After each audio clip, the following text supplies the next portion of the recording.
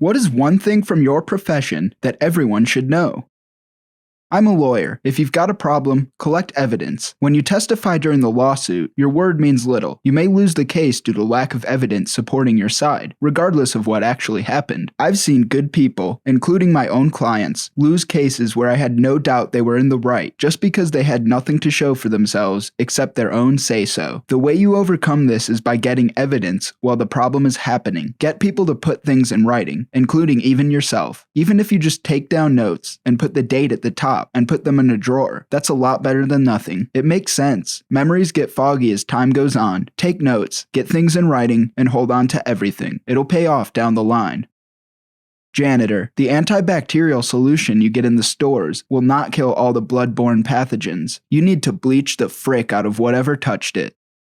Wildlife rehabber. It's totally okay to touch a baby bird to put him back in his nest. Birds don't really have a sense of smell, so the parents will absolutely not reject him, even if he has your scent on him.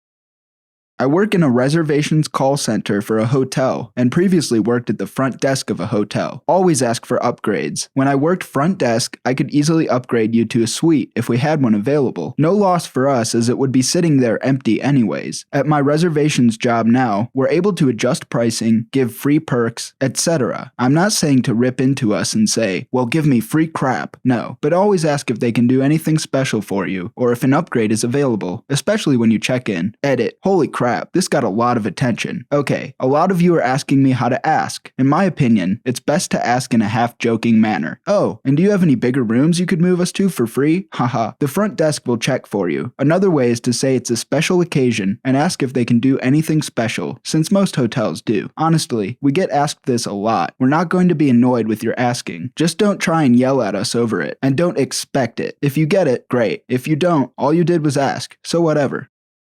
If a creditor charges off your debt with them, but only sends it to a collection agency instead of suing you, never pay it. The moment you make the payment, the counter restarts, and it stays on your credit for 7 to 10 more years. If you fricked up, just learn your lesson and let it go. It does more damage than good to your credit score to start trying to make good on it 5 years after it's been charged off, when in 2 more years it would have just dropped off. Also, if someone has filed a judgment on you, those last for a decade and can be renewed for a second decade, and allows them to garnish your wages, your bank account, and place a lien on your home. You should definitely take care of those ones. One more thing, the collectors at your bank/credit union are not the same as the collectors who work for collections agencies. They aren't paid based on what they recover. They are actually there to try to come up with a solution to help you and to save the institution from taking a loss. They aren't going to be mean to you. They just want to know what's going on and when you can make another payment and how much. When you avoid it is when they become aggressive. If you see yourself having a financial difficulty, just call and talk to someone. A lot of times they can even help you out before you go past due.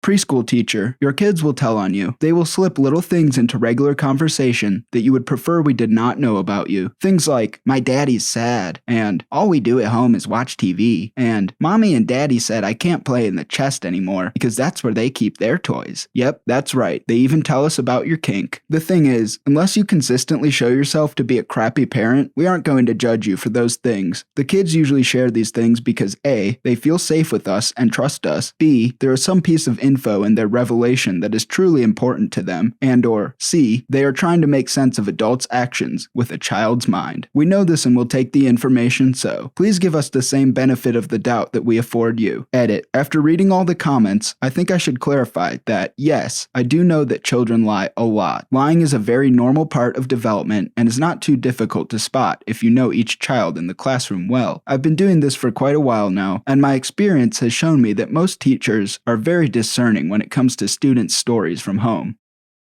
Thrift store employee. We legitimately just make up prices, so if you think the price is too high, ask us to change it. You are 100% more likely to get a deal by asking for one than you are by taking the tag off and asking us how much it costs. When you take the tag off, we're likely to charge you more than you would have paid in the first place, just because you've added extra work for us, and we're aggravated, and we hate you now. EMT, don't lie to me. If you're on something, you're pregnant, you had a couple of drinks, or whatever it might be, not telling me means you won't be treated correctly, which means you could die. I'm here to help you, and that's it. Oh, and don't be a D to the guy in charge of your medical decisions. That crap should just be a given. Construction manager. Corners were most definitely cut in your house you just spent hundreds of thousands of dollars on. Also, somewhere behind your drywall is an illustration of a CNIP. Edit. Allow me to elaborate. I work for a semi-large commercial general contractor as project coordinator. I have experience in the field both in commercial and framing residential, hence the knowledge of the PNI. It is part of my job to review work by the trades and have them redo work if necessary. In commercial construction, many times if you cut corners or do shoddy work, you will be called on it because there is knowledgeable people reviewing the work throughout construction. In residential construction, many times the work is not reviewed by a knowledgeable person or it isn't even reviewed at all. The workers on site are the ones that will decide the quality of the work. If workers are paid by the hour, then they will generally do better, but it will take longer. If workers are paid by the piece or by square foot, they will do everything to get done quick and preserve material. If you are having a house built, make sure you have a lawyer read your contract and look for a clause that will disallow you from entering the house until it's finished. Many contractors include this clause and can charge you for trespass if you enter the house prematurely. Make sure you hire an inspector to review the work at every stage of construction, and afterwards make sure they do an inspection with thermal imaging. I've seen way too many people not hire an inspector for a new house simply because the house is new. Social worker. Don't judge people based on their appearance. Yes, there are people with mental illnesses and addictions who can be very difficult to deal with, but that doesn't mean all of them are difficult. Some of them are really pleasant people to be around. Also, just because someone lives at a shelter or in a low-income housing doesn't automatically mean they abuse alcohol or drugs. Maybe they're just going through a rough patch or were placed in a crappy situation in life. School psychologist. If your kid seems withdrawn, depressed, and says things like, "I wish I could just disappear," or "I hate my life," it's not for attention. Talk with him or her, and seek out people like me if you're concerned. Don't ignore it or make excuses. Thanks. Hi, Farmer here. We're not, nor can we afford to be stupid rednecks or hillbillies. We run big businesses. We need to be capable and up to date with the latest technology, varieties, chemicals, animal husbandry, and research. We manage our own finance and must have our fingers on the pulse of world markets, trends, and politics. Please don't treat me like I'm an idiot when I tell you what I do. Show farmers some respect, because we feed you. Airline pilot here. Turbulence. It feels way worse down in the back than it actually is. If you could watch the flight deck instruments while being bounced around, you'd see that even though it feels like you're dropping or climbing hundreds of feet every couple of seconds, the airplane rarely budges from its assigned altitude by more than 10 or 20 feet, which isn't a lot. Think of a big truck or lorry driving on a fast, smooth road, then suddenly hitting a bit of rough dirt or gravel. Certainly it will get bumpy, but the truck will keep going in a straight line and it won't fall to bits. Turbulence definitions. Light turbulence. I don't care, but you might spill your coffee. Moderate turbulence. I can't write the crossword answers in straight. Seatbelt signs go on. Severe turbulence. I can't read the crossword clues, so I have to put down the newspaper. This may necessitate changing altitude to find some smooth air so I can continue with the crossword.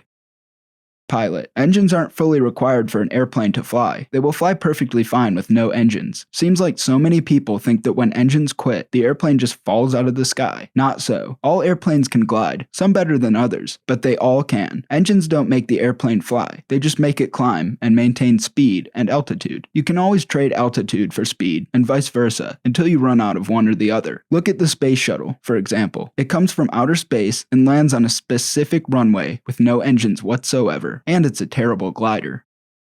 Bank teller. The reason we put a pen on the chain isn't because we're afraid you'll steal it. It's so that we don't have to go searching for a pen every time a customer comes in. Sometimes people absent-mindedly walk out with pens, and sometimes we misplace them. However, I work in a small-town bank, and we don't have computers at every teller window. In walking back and forth between computers and windows, a ridiculous amount of pens can be lost. I'm sure other banks don't have this problem.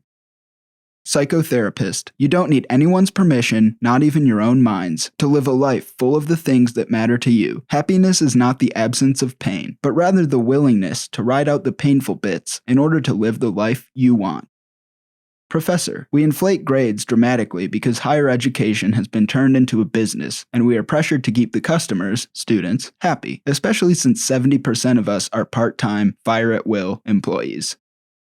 computer programmer. We're in the pre-industrial era of software development, and even the best of us aren't very good at it. Think about it. Mechanical engineering is hundreds of years old. Architecture is older. Software starts at roughly 1950. We have a long way to go. When a new bridge, building, or airplane is designed, everyone knows it will most certainly work correctly. Major software projects frequently crash and burn and are abandoned. Those that succeed are filled with bugs. Software is not a rigorous engineering discipline. And yes, I've been programming since 1972, and I know a bit about software.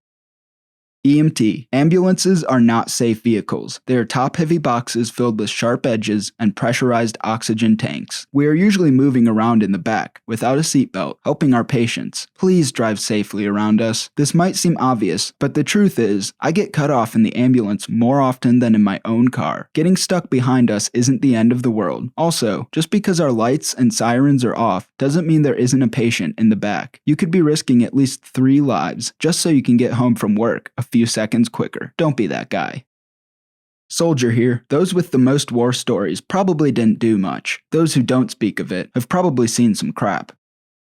I do R&D for a company that makes digital forensic tools. Everything in your phone can be extracted and used as evidence rather easily, even stuff you deleted months ago. Pictures, text, call logs, emails, geolocation, contacts, calendars, login information, everything is there and it's very easily extracted. Deleted data is also pretty easily recovered, so don't assume that if you delete a text message, it can't be retrieved. Password protection and other lock methods are no match for any forensic tool, and the common ones are all bypassed rather easily. And with unrestricted access to your phone, cops can get access to your email accounts, Facebook account, Dropbox, and whatnot. An entire phone can be extracted in a matter of minutes. Calls, though, can't be retrieved. For that, the police needs to wiretap in advance, and it's much more complicated of a procedure as opposed to just getting a search warrant for your phone.